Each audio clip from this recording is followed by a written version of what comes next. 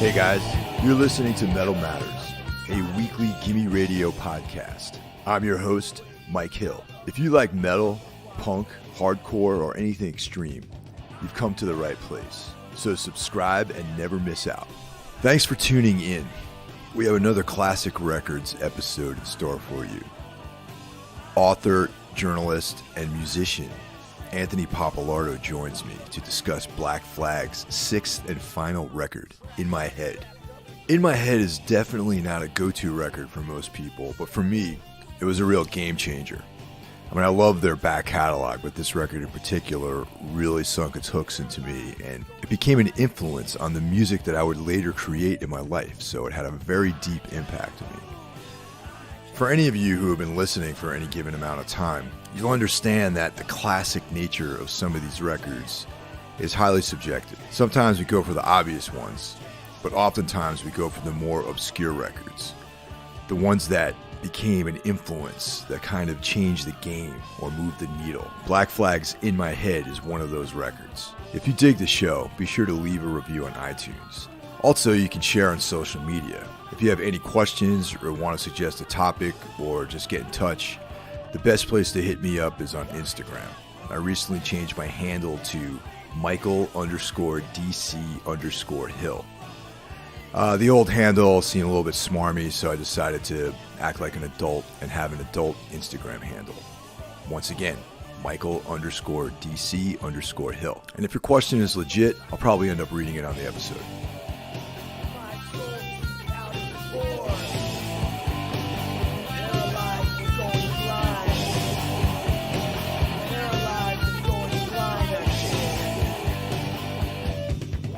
Black Flag, In My Head.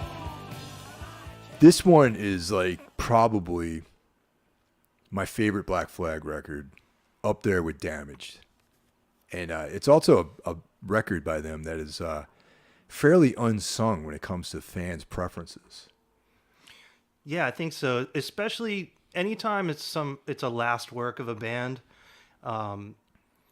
people look at it differently, I think, and they either look at it like they want more, or it's the cliche is like you could hear the band breaking up. Yeah, you know, like for me this was almost the beginning of a direction I wish I would have liked to seen what came after it.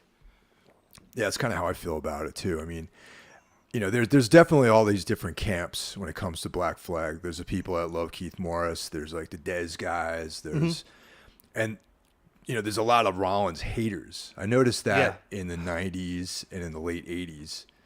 You know, like you would say that you like the Rollins era of Black Flag, and people would look at you like, oh, you know, Rollins, you know, I hate that version of the band. Yeah, that's the cool thing. You know, that was a cool stance to take when, I don't know, like why do we have to break it down? It's just like, you like different things, whatever. I like the Drill Sergeant Rollins era, and I like the Poetry Rollins era. Like, I like the evolution.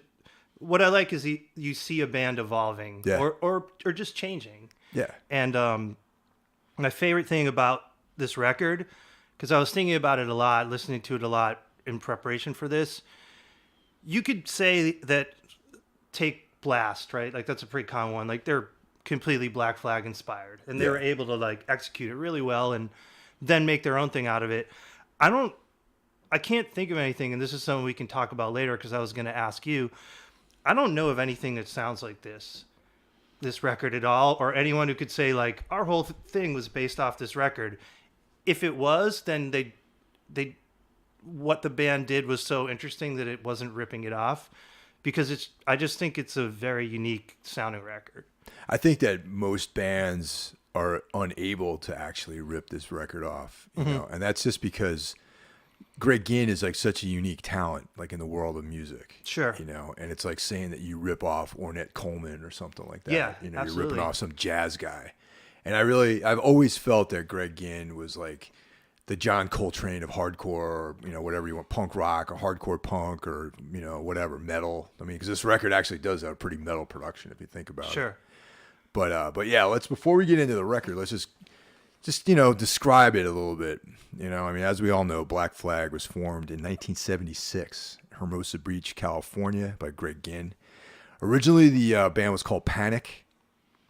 On a side note, do you remember the band in Boston called Panic? I absolutely do. Yeah, I played I filled in a couple of shows for them actually. Did they know that Black Flag was called Panic? Absolutely. Okay. That was the whole. That was like the thing. The name appropriation thing. Yeah, for sure. Yeah. And most people probably know this, but Greg Ginn is the only consistent member from the beginning. And he's also the main man behind SST Records. And SST, like Black Flag, is a sort of integral part to punk rock, hardcore, the whole DIY underground. I mean, they kind of set the band and the label set the blueprint for how things in the future would be done by bands doing things themselves, labels taking their own, empowering themselves to release music and come up with these alternative distributions and all this other stuff, all these networks of touring. All this stuff can be traced back basically to Greg Ginn, Black Flag, SST Records. Yeah, and also of note is how organized they were at creating inner production companies and booking agencies, and basically not only coming up, along with DOA of the way bands toured, but actually setting up a system internally that if you were on SST, they could actually book you a tour and actually knew how to promo the record.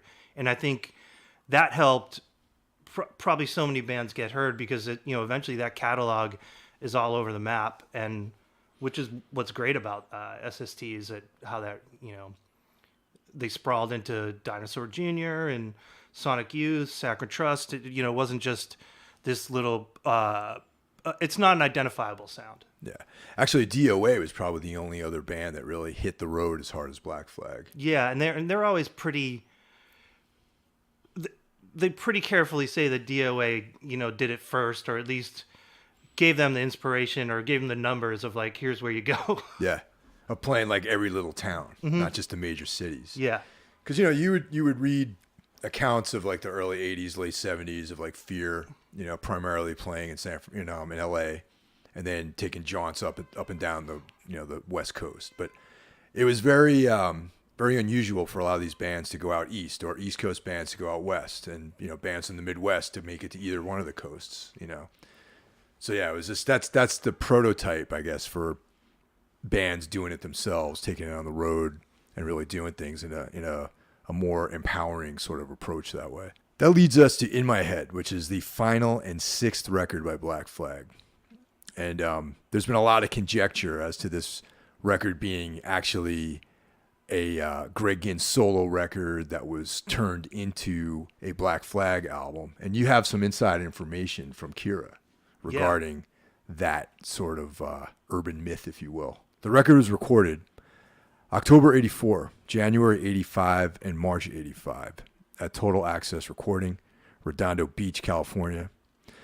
And the personnel on the record was Rollins on vocals, Greg Ginn on guitars, Kira Roessler on bass and backing vocals, and the powerhouse Bill Stevenson on drums.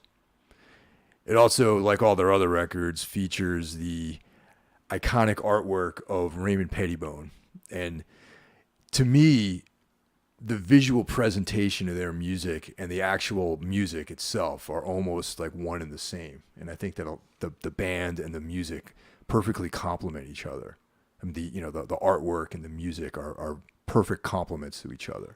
Yeah, it builds the story. And this one's of note because it's the last artwork he did for Black Flag, not just because it was their last record, because they did have subsequent records releases after this, but because they used the artwork without his permission, and allegedly Bill Stevenson cut it up and just juxtaposed it how he saw fit, and that drove Pettibone crazy. So, which is why you get the EP that kind of is from the same session. The I Can See You EP was their worst record cover until they reunited. So. Yeah. Oh yeah, that I don't even want to think about the reunion of this band. But yeah, I try to block that out of my mind, actually. It's another thing. But also of note is that a lot of this was recorded before Loose Nut. And I guess it kind of gets stitched together because this was, we'll get into it later with Kira's notes, who both Kira and Joe Carducci were really gracious and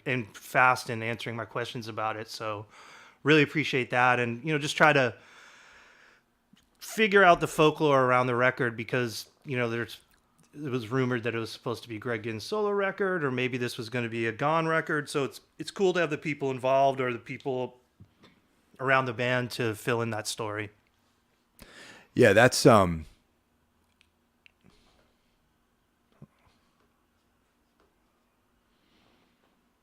just totally lost my train of thought of what I was going to say about the record here. Okay. So the record actually, there's a couple of different incarnations of it, different sort of pressings. There's the LP version, the cassette, and then there was that sort of EP that you just mentioned that came out like a couple years later. So the original tracks, the program length were 37 minutes and 12 seconds. Side A being Paralyzed, The Crazy Girl, Black Love, White Hot, title track In My Head. Side B being Drinking and Driving, which features a great video. Retired at 21, Society's Tease, and It's All Up to You. The CD reissue is 47 minutes and 31 seconds, and that was released in 1990. It's basically the cassette. It's like all 9 tracks plus the additions of Out of This World, I Can See You, and You Let Me Down. And then there was the 1989 I Can See You EP, which features the tracks I Can See You, Kickin' and Stickin', Out of This World, and You Let Me Down. And that's basically, I guess, all those songs sort of, in my mind, make up this like one final effort that the band put out before disbanding. One weird note is that I was watching the new version of Black Flag with Mike V on vocals do a version of Kickin' and Stickin' with different lyrics. Really? So I don't know if that's eventually going to, because I'm like, I know this music, but it was called like Locked Out or something, and it was just a very repetitious off-tempo reworking of the song, which I thought was pretty weird, as if, because it's like, if you know Black Flag, you know that song, and I don't know, maybe, I don't know why they reworked it, but there is some like YouTube video of that. I think mislabeled as a new song or something. See, I like Mike V, but I don't know if I like him in Black Flag, as a singer. Yeah, nice dude, cool dude. I just don't think it's necessary. Yeah. It's just. Did you catch it? Obviously, you saw some of those reunion dates, right? Yeah, I resisted, man. Like, I didn't want to go, and then I found myself at the Black Flag show that happened at Warsaw in Brooklyn a few years ago, and that was at Ron Reyes on vocals, and these 2 other guys that I'd never seen before. Yeah. And actually, in my other podcast, and Everything Went Black, I interviewed this guy who went down to audition for Black Flag as a bass player. Oh, right on. When Greg was forming the band or reforming the bands.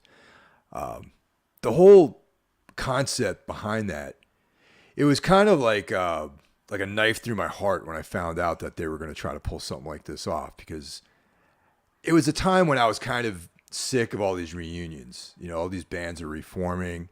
And I felt like, Gorilla Biscuits, all these bands, these New York hardcore bands, getting back together for one last hurrah or to like cash some checks or whatever. And I felt like you really can't be the same person that you were back in 1985. You know what I mean? Like 30 years later. And it's like the argument was like, oh, all these new fans, have to see the band. But it's like, they're still not really seeing the band. Even if you put all the original members together, 30 years later, you're not seeing the essence of that band the way they were and the way they were when they wrote these songs and performed these songs. So I gotta admit that I got a little excited when I saw Greg Ginn playing guitar. But within 5 minutes of me just basking in his brilliance, I was like, well, I kind of wish Greg had remained retired from Black Flag. Yeah, and not to... I feel bad picking anything apart, but that's what a podcast is, right? So let's do it.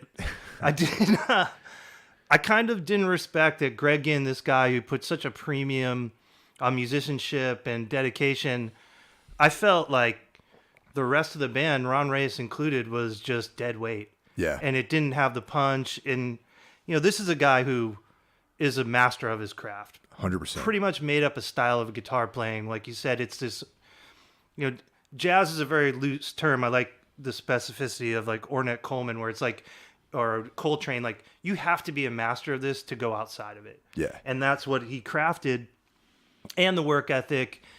And I don't know, to come back and put this, C-level version of the band out there, whatever, it's his band. I can't tell him what to do, but it didn't add anything. It didn't have any urgency. And, a guy in his 50s having an urgency, it doesn't have to. There's plenty of guys in their 50s that play jazz music in 60s and 70s. It just didn't have the DNA of Black Flag to me.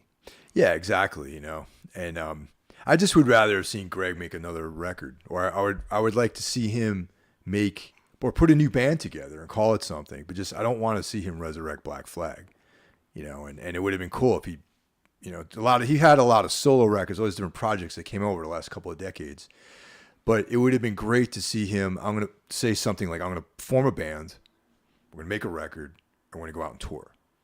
And this band might have some of the same sort of intensity as Black Flag, or we might try to do like the same sort of song format of like intense hardcore or whatever with his own style added to it, and we're just going to go for it. But yeah, I would rather have seen that, but unfortunately that's not what we got. So yeah, and I think to get back kind of in the realm of this record, once you get out of the way the band was working, right? Like every release, and even though I know this one kind of skips back by how it was recorded, to take off all this time and try to jump back into it, I just think it's impossible, especially with a totally different personnel. Like what the sounds they were creating, I'll kind of get into this when I go into my personal history with it, but I think Black Flag are one of the few bands that each record informed the other record, and they did something significantly different. And that was, in some ways, they're like the most generic punk band you can name, and in other ways, there's nothing linear about them after Even Damaged. It just starts to go, they kind of start, maybe there's a bit of a Ramones influence, like everyone's influenced by the Ramones at that time, and then it quickly, Greg's guitar playing becomes so iconic and so integral to the band, and the different rhythm sections, and it's a band whose work builds off each other. And I actually feel pretty fortunate that I got into each album in sequence. Kind of, I felt like I had to, like I had it in my head, literally. Yeah. Like, okay, I'm going to graduate to this one. And then we can talk about how I got into actually hearing this record, but I really think they're one of the few punk bands that there is an importance to how each record builds off the other. Yeah, definitely.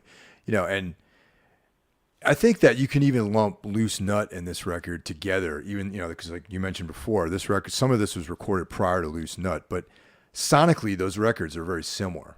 The production, some of the song structures I think are similar. In my head is way more abstract and kind of out there.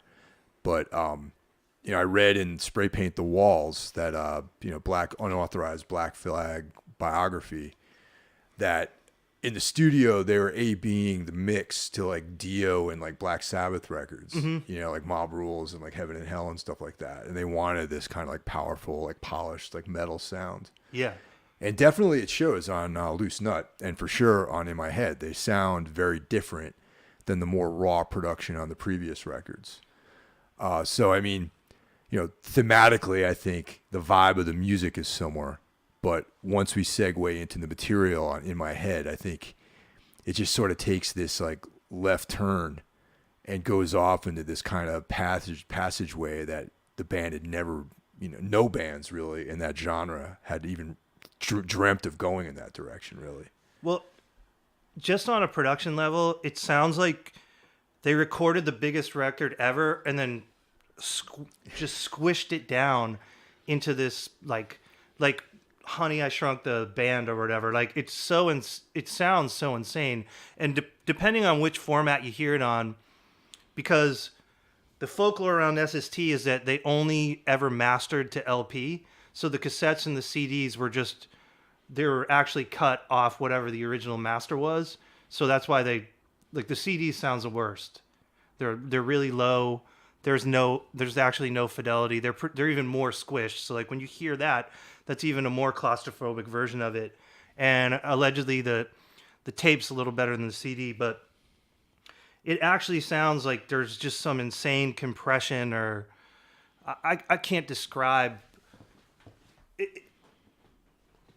The way I look at it is, if you could, a lot of times if you're listening to a mix and it's very in front, and I know that's, you just feel like there's not that much distance between you and the speaker. Every time I hear this record, I feel like it's 50 miles away. Yeah. And that's the allure of it.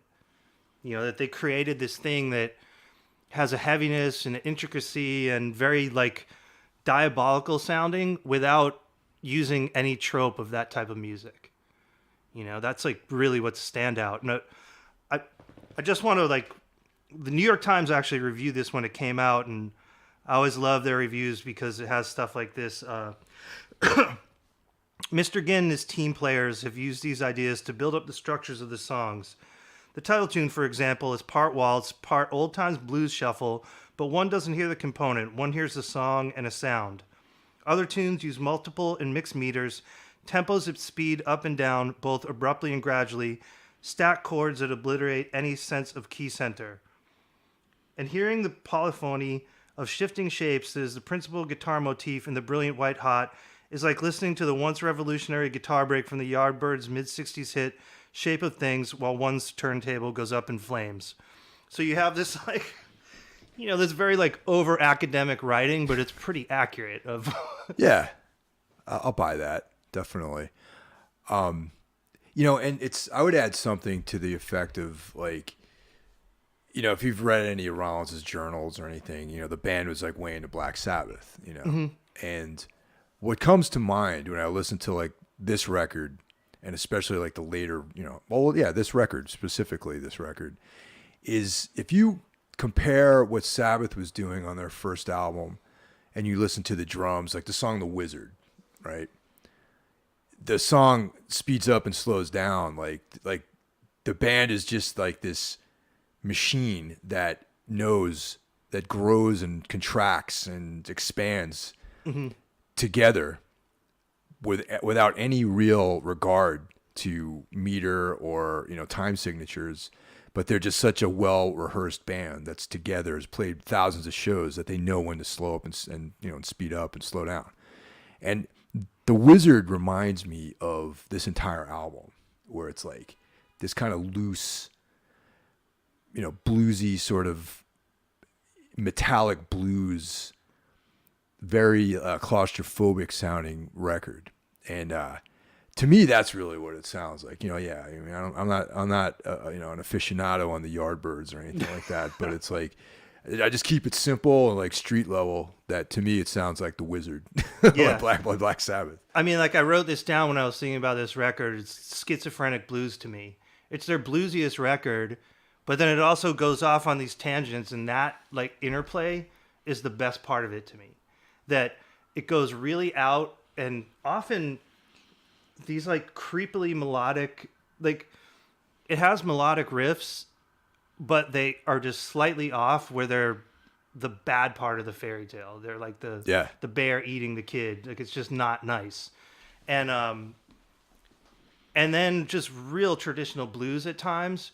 And I think the fact that, and we can get into, again, we'll get into it later, that a lot of these songs were instrumentals, challenged Rollins to do something different with his vocals that I think informed his work going forward. Because especially, I think when you get to Lifetime, when he has this really like he actually starts to use his vocals as more of an instrument, and they're not competing with the riffs anymore.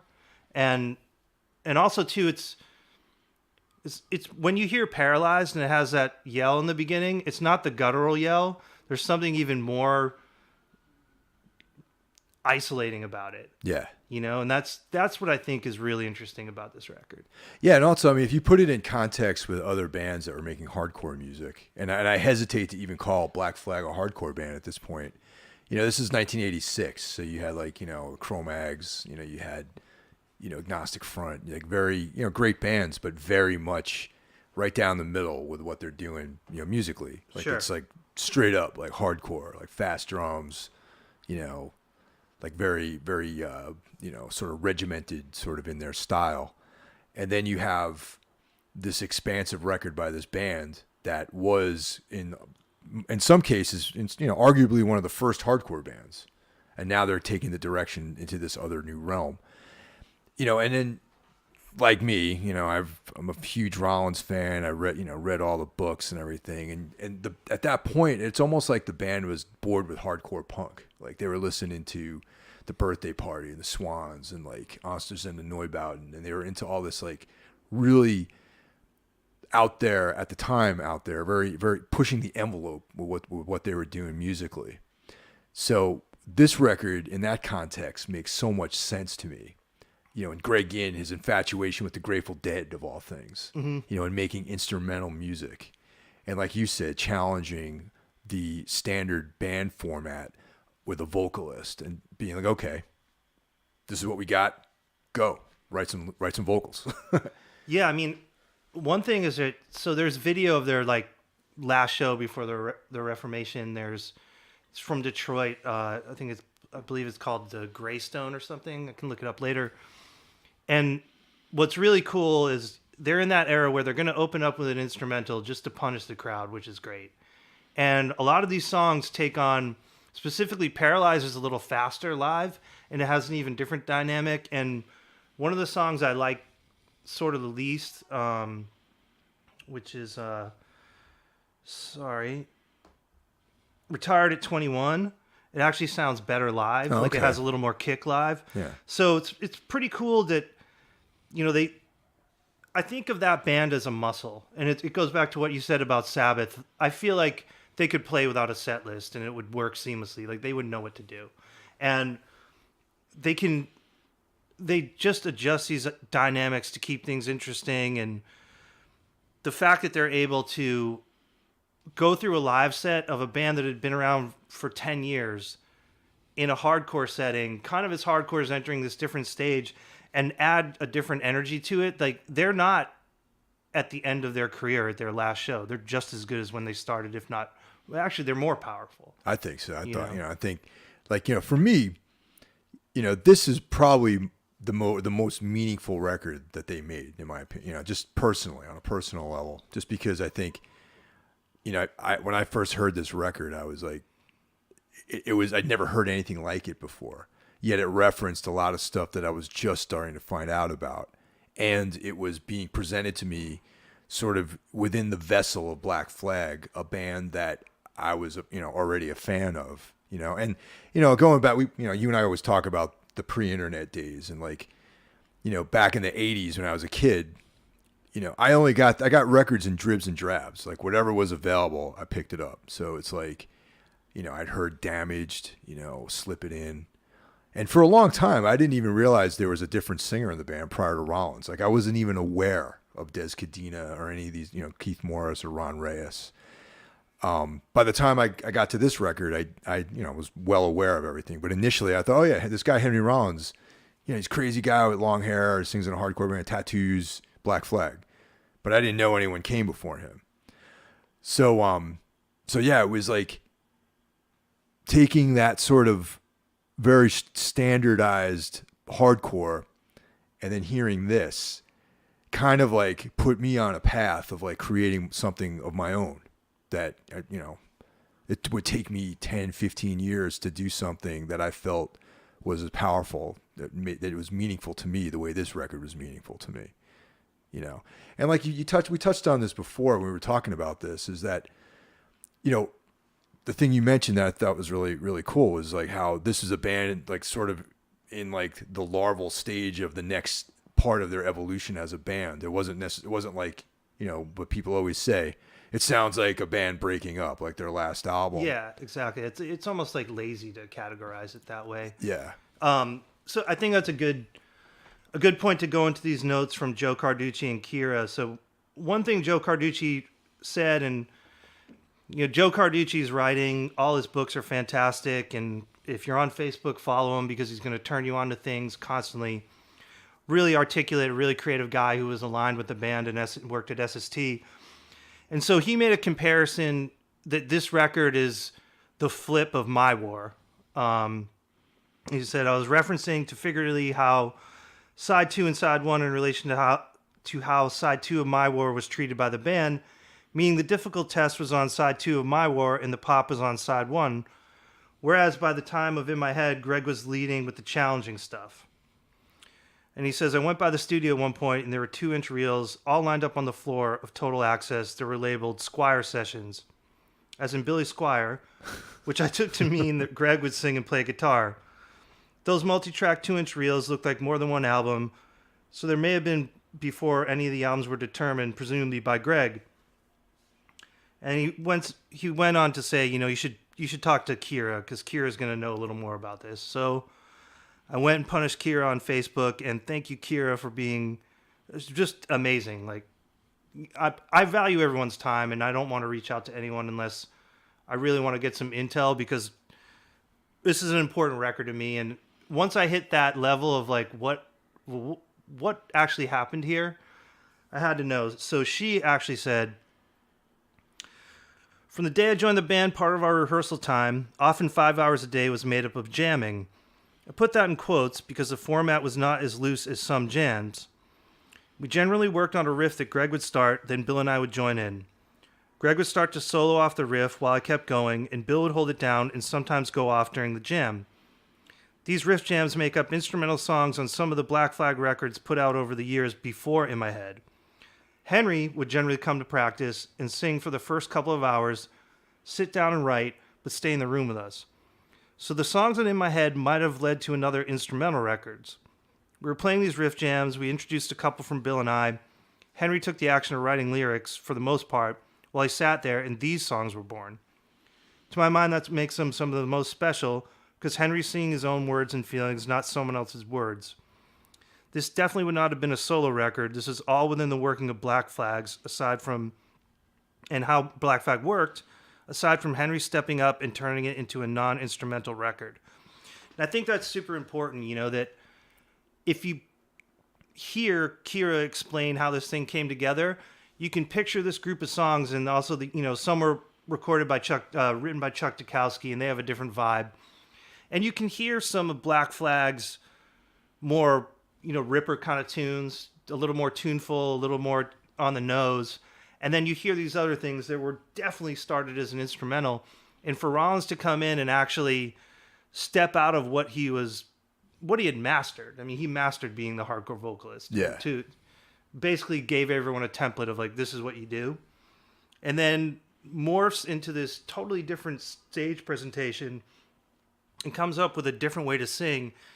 And what you said that's super interesting, if you think about those records that came out in 1986, Age of Quarrel, right? Like the first Murphy's Law, TSOL Revenge. I mean, these are completely different records than what is, it's basically art metal. It's like the beginning of arty metal. I don't know. It's hard to put it, it's its own category. Yeah. I mean, I think that the rest of underground music catches up to Black Flag in the 90s. In 1986, It was like, they were like this way ahead of its time kind of thing. Like this record is like something that stands alone as being unique, and also sort of, showing us what was going to be coming in the next 10 to 15, 20 years, really. Mm-hmm. I think like hardcore and punk and metal became more creative in the 90s. Like started pushing the boundaries, and started mixing styles. And, back in the 80s, like having a metal kind of thing going on in a punk band wasn't necessarily something that was done for, bands like the Cro-Mags or whatever. But there wasn't this level of creativity, I think, coming out of that scene, and I think like some of the stuff that came out on Amphetamine Reptile, like in the 90s, like Today Is the Day and, Helmet, bands like that in the early stages of their development, that was kind of like the result, like the shockwave of this record dropping.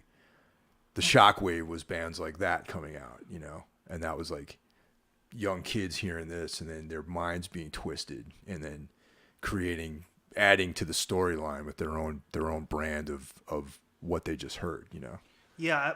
I was also trying to think of it in the context that around 1986, that's like proto-grunge starting. Melvins are full swing. Yeah. And even those things are still, they're still way more rock and roll based than what's happening here. And I think that's a really great point, that it took till being in the 90s where I think bands were a lot less self-conscious and we're just like, no, we want to just mix things up because this formula is done. Like, we get it. We know how to, the hardcore blueprint's there. And again, to this day, I don't think there's been a band that came from the first wave of hardcore or early on that took things as far, except for Saccharine Trust. But Saccharine Trust is just so jazzy when they start to go out. It's its own thing. They start to get, like, there's a difference between improvisation that has a blueprint and improvisation of let's just see what happens. And Gin's the master of controlled improvisation. He's just so good that something good's going to come out of that. Whereas Saccharine Trust, when it's great, like on, the second, third record, there's some really cool stuff happening, but it's still very much, you can tell it was recorded live. Yeah, definitely. And also Saccharine Trust didn't have that same sort of physicality, that visceralness that Black Flag had, and that sort of goes back to Bill Stevenson and Rollins. The rhythm section, the drumming on these records, the live drumming, and Rollins' stage presence, and just his whole like thing of like, there's like all these distinct eras in his like sort of development. There's like the kid from DC. There's like the guy who just joins Black Flag is following orders from the drill sergeant Greg Ginn, and then there's like the trippy Manson hippie proto evil hippie version of Rollins, and then there's like Henry Rollins of the Rollins band. That the hippie version, I like to call that like that's Henry. Yeah, it's definitely Henry. That's Henry. And this record, though, it's like we were talking about this earlier, how it is sort of the bridge between Rollins of Rollins band and the Henry Rollins of the early era. Like Henry is definitely the bridge between those two versions of himself. And then on this record, because he's actually allowed to write lyrics. Right. And prior to this, Ginn was handling all the chores. Dukowski wrote some lyrics as well. But he wrote the lion's share of all the riffs, all the song arrangements, and all the lyrics. So this was like Rollins' green light to sort of express himself. And which I find like that fascinating, that for their last album, he was allowed to do that, Right. Without any, and it always made me want more. Like, what would the next record sound like? Yeah, they're pretty much saying he fought to say, as much as like I understand anything you read, he's sour of how that band ended. And why wouldn't you be? Because you work that hard and you spend that much time with people and you go through actual hard things that no one will ever have to deal with again, just to be a band. And to have the leader of the band quit, it's insane. And you could say that you could see, he might have still done a solo record or whatever, but there's some progression on this record that is a massive leap. And like you said, it would have been interesting to see what else happened. But the thing that I kind of pulled out in going back to this record is that he starts to lean in on this repetition in the lyrics that I think works really well. And that you don't need to reinvent yourself every time. It's the Iggy Pop trick, right? Like if you have a good lyric, just keep repeating it, beat it in people's heads. And, Rollins a big Stooges fan. And then that starts to, you hear it on Lifetime. The whole record, they're just like these very simple patterns that work really well with the music. They don't have to do a lot of heavy lifting because it's just simple. And then, if you think about it, that's what Dead Guy and Today Is the Day did. They just leaned into that repetition, and it's when there's so much going on with the music, you have to have been in a band for 10 years to know to lean back like that and say, okay, we're basically not all soloing at once, like that. It's tasteful. And I think when he transitions in, the poetry Henry, hippie Henry, when he goes back and kind of combines those two things in Rollins' band, it's powerful in a different dimension. And I think that's really cool. And also, I think that band goes off in the direction they do. It was cool that he wasn't like trying to be heavy in the same way. He explored it. It's like he's had 3 separate stages of heavy, which is pretty interesting. Not that many people can say that. Yeah, and I'm biased towards Rollins in general because I've been a lifelong fan, and this record, like to me, this whole podcast, this whole thing of like classic records, it's not so much classic records. It's like the hidden sort of almost unsung classics in a lot of ways. So I should retitle this thing because this record is like, people will say classic records. Obviously we're talking about like Damaged, right? And that is a great classic record, but I feel like Damaged definitely set the precedent for like hardcore music. But this record, I think, is like a lot more of a subtle offering that sort of touched, sort of nudged like that trajectory of a comet and pushed it into this whole other orbit. And that had this record not come out, I feel like a lot of bands that we talked about, like, Dead Guy, Today's the Day, wouldn't even exist really. Oh, sure. I mean, I think this is a cool way to look at it. If I give you a grab bag of 10 classic, like, hardcore punk records of the same era, and we could even go it could be Blitz, Angelic Upstarts, early Black Flag, maybe even early Dead Kennedys, whatever. And I just say, go in and grab one. You're going to get the same thing out of it. Like, yes, there might be one you connect with more. They're flexing the same thing. And punk is going to exist in the same way with any of those records. Like the thing's going to keep going. It's like fast anthemic music, disenfranchised kids. I get it. This record, it stands on its own. It comes out of nowhere as much as it is completely calculated because you see the progression of the band.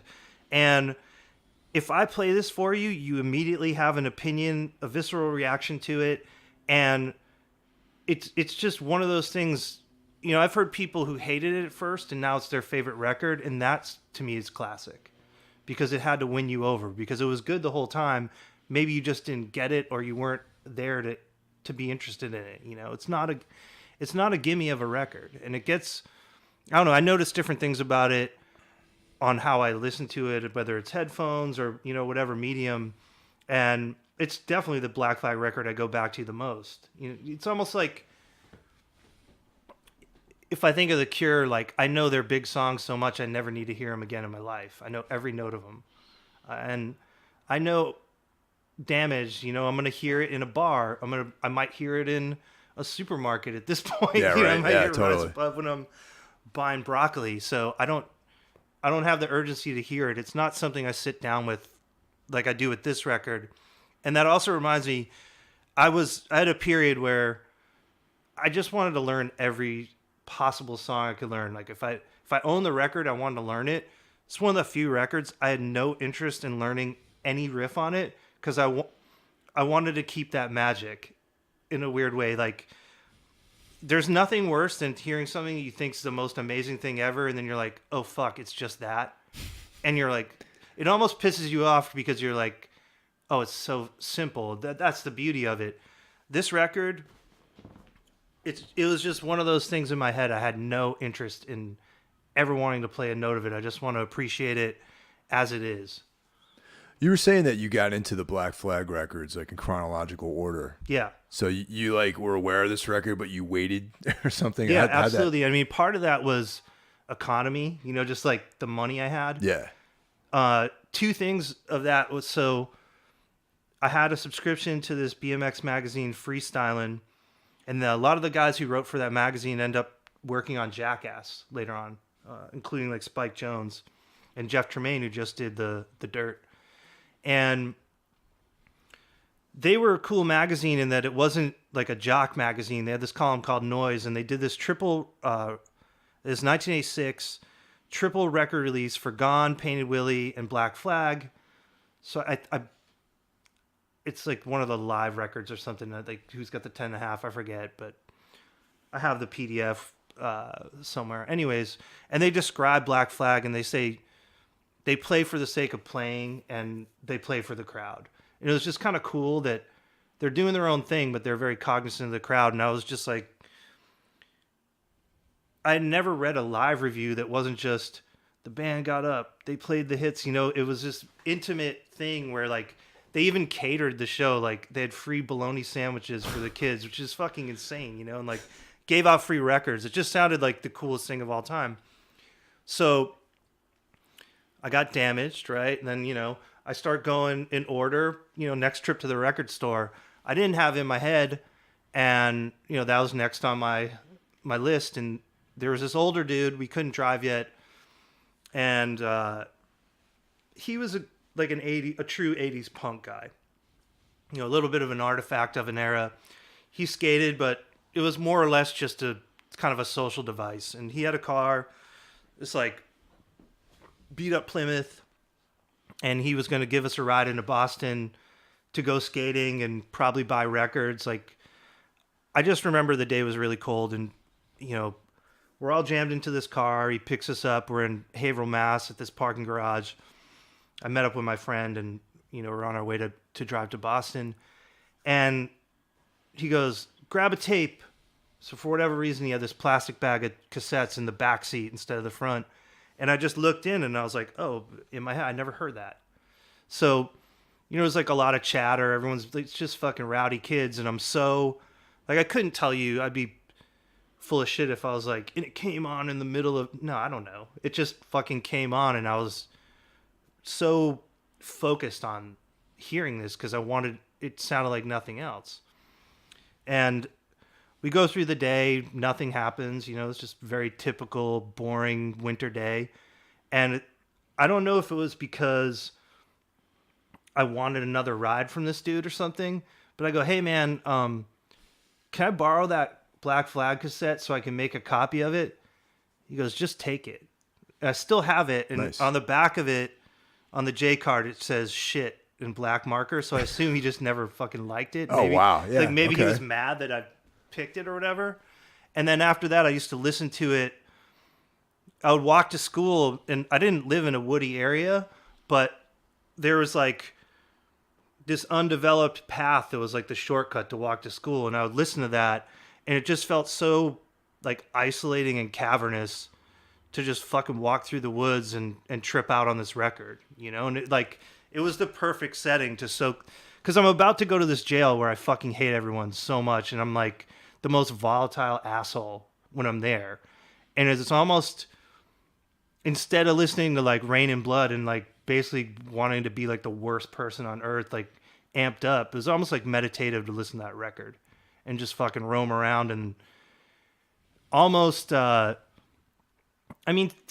saying it was therapeutic when you're fucking 13 years old or whatever is like way too much of a stretch, but it was just more interesting. Like, it's a very sinister sounding, cool record, and the tempo shifts and everything. It just, I don't know, the pacing of it and the fact that it wasn't heavy for the sake of being heavy. It had a lot of depth to it. It was a cool record to get to sit with at that time. Like, it wasn't a Saturday night's fun, let's blast this and be in a good mood record. Oh, definitely. It's not a good times record. No. Yeah. So do you have any standout tracks on this record that are particularly meaningful to you?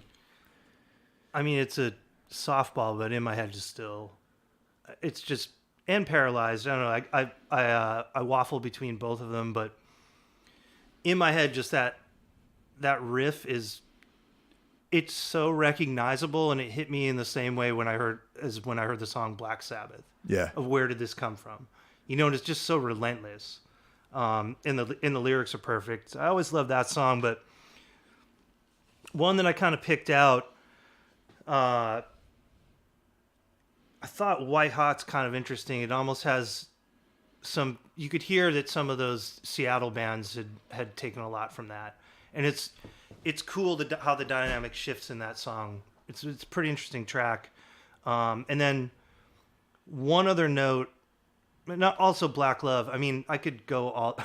It's tough for me to pick tracks. One thing of note when I was going through this, it's Society's Tease. And that's like a later song in the track. And after you get through the sort of the intro, the main riff sounds like Stephen Egerton in Descendants. It's a very Descendants sounding song, which is funny because obviously he's so insanely influenced by Ginn. Yeah, definitely. But this is happening at the same time. I think Descendants all came out, or maybe Enjoy. And I was just listening to it and thinking like it's even melodic it's probably their most melodic song, and it's almost pop punky. It's really an outlier on the record, and now I can't unhear it. Like now it just sounds, and especially Bill Stevenson playing on it too. It just sounds like a Descendants track to me.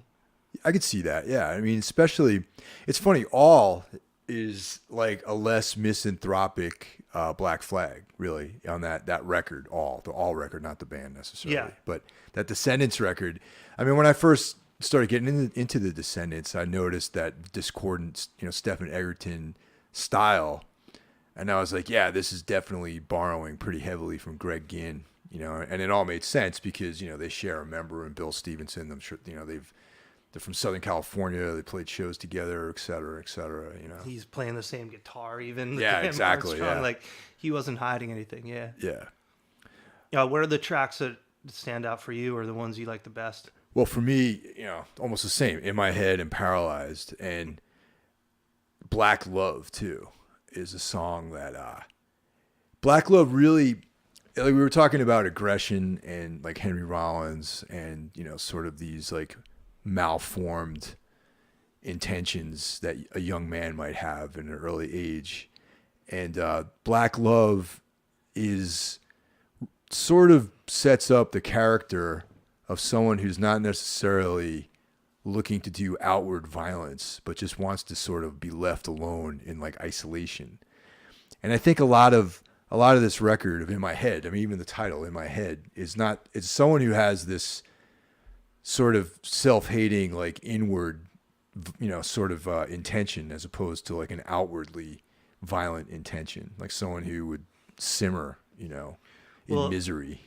I know there's been like a lot of back and forth about The Shed, whether The Shed was a shed.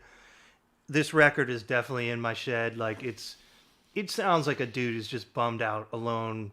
He's not in the party scene. I know he's doing spoken word at this time, but it's like a lot of writing is a lot of inward looking. And I think Black Love specifically is one of the ones, because even Paralyzed, it has that like bluesier kind of chorus that maybe it wasn't an instrumental, or maybe it was more an instrumental like a early Gone track. But Black Love sounds like it had no intention of ever having lyrics on it, vocals on it. And the way he goes into this new mode where it's like whispery and a little confusing, I thought that was amazing. Totally. It's like completely unexpected. Yeah, that's definitely in my soundtrack, for just being alone. That's like definitely one of those like 2 a.m. by yourself songs, and this record in general is a by yourself record. You're not going to like, rage with this record on. No, it's like we said, it's like the least fun record of all. It's a bummer, And In My Head has like the best line ever of "I want to be the bullet that goes ripping through your skull." Yeah, while it's like that really shuffly beat too. Like the juxtaposition on this record is what I think is the best. Yeah. That nothing's a gimme when the music's really heavy, the lyrics play a different way. When the music's really quiet, that's when the lyrics get the darkest. There's more effects than any Black Flag record.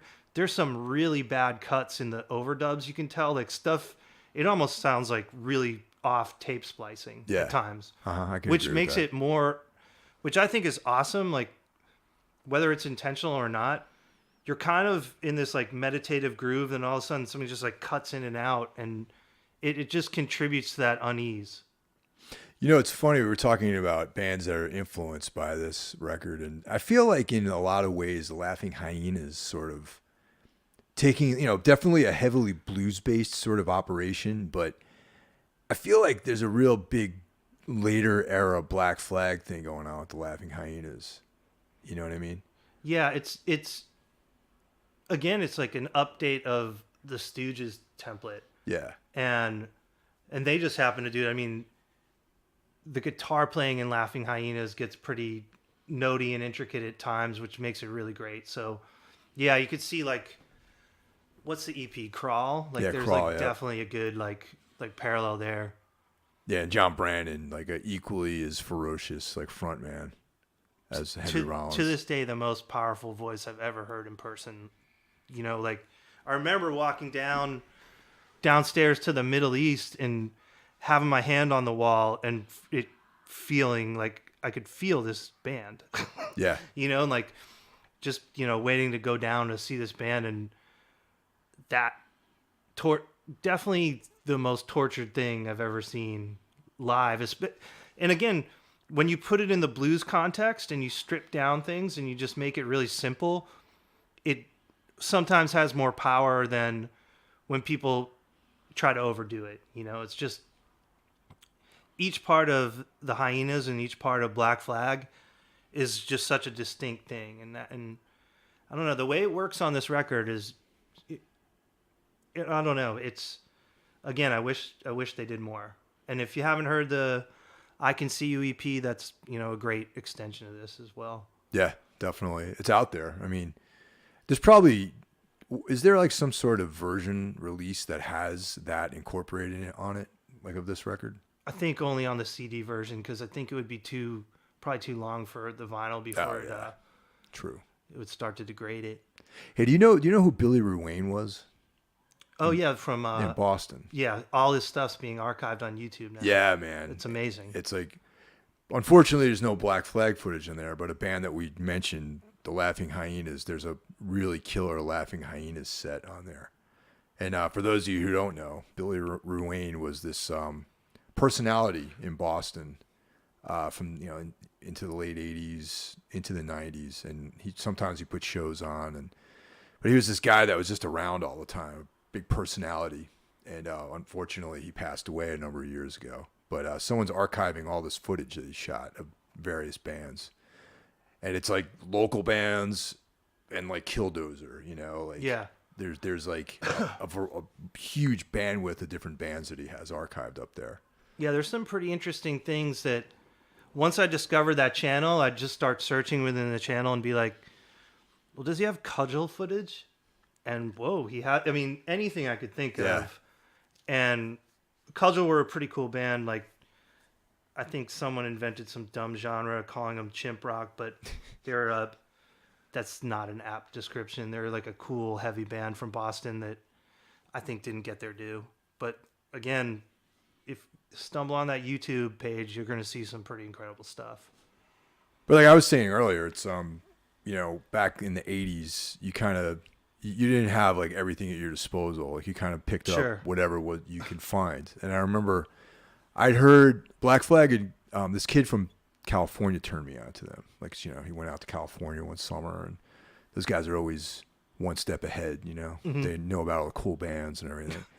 And he brought the Let Them Eat Jelly Beans discography back. All right, so that's how I found out about Black Flag. And then WXCI, which is like a college radio station out of Danbury, Connecticut, on their punk show, I heard Black Coffee. And I was like, the song's cool. It was like fast Black Sabbath, or mm-hmm. A band that I'd worshipped, prior to my immersion into punk rock music. So I'm like, I need to get a record by this band. But I went down to the record store, and the only record they had was Family Man. So I bought it, though. But I still bought it. Right. So Family Man was my introduction to the band, and I put it on. I had no idea that it was like, I know it says it on the record. Right. But like, what the fuck does this mean? So I put it on. It was like, side A is like all the Rollins stuff. Side B is the instrumental with Armageddon Man. And I'm like, I didn't even know if I liked it really. I was like, this makes me feel very uncomfortable, this entire record. Yeah. So I didn't listen to it for like a month or two. Then finally I started thinking about it again. I think I saw the Repo Man movie, and that kind of reawakened my infatuation with Black Flag. But once I understood the feelings I was having, I was all in with the band. So I was able to get, Slip It In. Had to make sure that my parents never saw that record cover. Because I had a stack of records in my room, so I made sure that Slip It In was like the third or fourth record in that pile. But it wasn't until I got into college that this kid had the cassette version of In My Head. And I didn't even know the record was out. Like Black Flag, I think, had broken up at that point. I didn't even know they had a last album until I found this kid came up with a cassette. I remember we were listening to it freshman year in college, and I was like, man, how come I didn't know this record came out? And that's just kind of how it was back in '86, man. You don't know what the fuck's going on ever, really. It's not like Van Halen puts an album out, everyone knows about it. There's an MTV video, radio play, all that kind of stuff. Yeah, where do you advertise a Black Flag record? Like, they wouldn't even let those things be advertised in Maximum Rock and Roll, I don't think. Yeah, I think you're right. So it was like maybe Flipside. And they didn't have Flipside many places on the East Coast. No, man. and like that, once again, my freshman year of college, I was in Boston University, and that was like, coming from the small town I grew up in, with the only access I had to real culture was Trash American Style in Danbury, which is a great place, but that's literally was the only outlet that I had. You go to Boston, suddenly there's like the Boston Phoenix, and you're reading about stuff. There's articles about these things. There was an interview with Henry Rollins in there. And in 1986, Henry Rollins was still a scary guy, man. Like he was still, you didn't quite know how you felt about that dude back then, He was like this feral, sort of wild man, that you didn't know if he was a good guy or a bad guy. You weren't sure where he was coming from, really, I know I liked the music, but I hadn't discovered all of his writing and sort of the insights into, But listening to In My Head, though, and getting into the lyrics, and it's ironic that he did write that. It's ironic in a way, because I just assumed at that age that he wrote the lyrics, and then years later I just discovered that Greg Ginn had written most of the lyrics. But this turning out that this was a record that he wrote the lyrics on. And that's when I started getting into the identifying with like, the songwriting and his lyrics and like the kind of trip that he had, and made me explore his other writing. So I think that's why this record, the same way that like the earlier material, I loved it, but this is when I really started getting into the psyche of the band that was on this record. You know what I mean? Well, yeah. Also, so when you think about it, when he's singing other people's lyrics, like a lot of the knocks now, because we're taking it out of context, and actually even, in reading about it, there was some people accusing him of being misogynistic, or like some of the Pettibone Flyers were insane, Slip It In, whatever. And even Kira has said like, but he's more singing he's singing Greg Ginn's take on that. And then on this record, when he's singing about love or women or whatever, it's totally different. Yeah, no, you're right, actually. Yeah. It's like, it's simpler, it's less direct, it's I don't want to say creepier, because that sets it up in the wrong way, but it's more poetic and it has more context. And, like Black Love, it's just a different vibe. And I think that's where, and I'm not saying like Rollins is the greatest lyricist of all times, but you can't be too harsh on something that was written that long ago. But when you think of the leap between what he's singing on this record versus, bolt of lightning through his legs, like it's a lot different. Yeah, definitely. Yeah. And the other thing too is, I mean, in this day of intolerance, this age that we're in right now, when you're a young person like that, everything's intense, like every aspect of your life is like on 11, so your output creatively is going to be this like amped up version of intensity. It's going to be everything. It's just like maxed out. You're feeling everything in such raw emotional terms that, of course, the music, is going to have like a level of like, maybe borderline immaturity in some ways. Like, I'm sure like the version of someone that age 21 and the way they express themselves about their feelings and some of the, without the context of having life experiences versus when someone's 45 or 50 are completely different, and that's why like you listen to like old bands, like music made by young men, young women, young people. You can't really use the same lens to analyze it as if someone's, a full grown adult person making that music. You know what I mean? It still has this like air of, this, I'm going to, for lack of a better term, immaturity, even though I find this record to be incredibly like, it's like Ian Curtis writing all those songs when he was 23 years old. You know what I mean? Like he was a kid basically, yet his lyrics and the work that he did was like ageless, timeless. Yeah, I agree. It's easy in our social climate now to look back at what an 18-year-old kid did in 1982 and pick it apart as being juvenile, because it was completely juvenile, and there was 8 TV channels then, and it's just a different age, and some of what Black Flag did is totally silly, like TV some party, of it intentionally, and some of it is just not well. It's not, they're not always throwing darts at the bullseye, but this record, I don't have my only complaints about it are the songs that sound too much like early Black Flag, and they're still good, but but my biggest complaint is when they sound too much like themselves. So that's a pretty damn good record in my opinion. Yeah. No, totally. So that's it for Black Flag in My Head. And once again, thanks for stopping by tonight, Anthony. Absolutely. Love being here and love talking about these records. And thanks for listening, everyone. See you next week.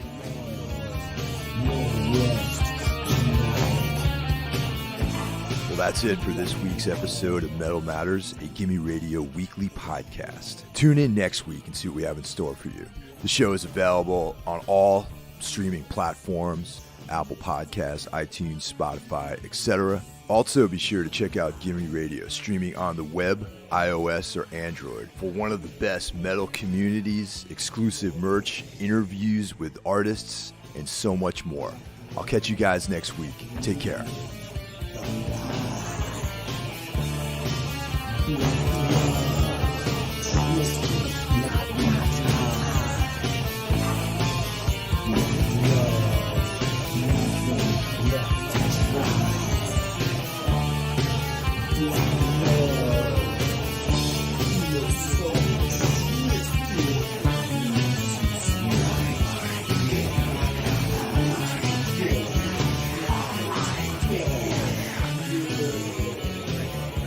Good, right? Yeah.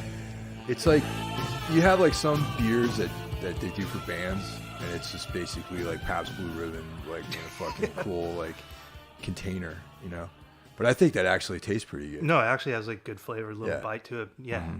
Yeah, it was pretty cool. The guy sent me he gave me a few different types. Like he has a sour, some IPAs, like things like that.